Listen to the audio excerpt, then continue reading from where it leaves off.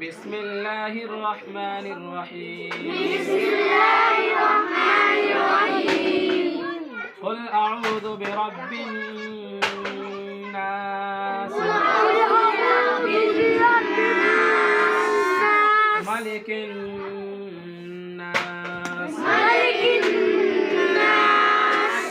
إله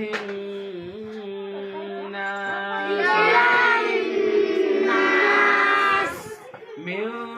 شر الوسواس الخناس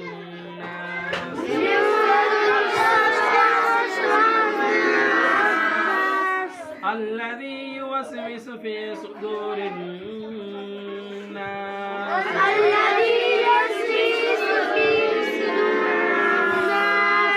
من الجنة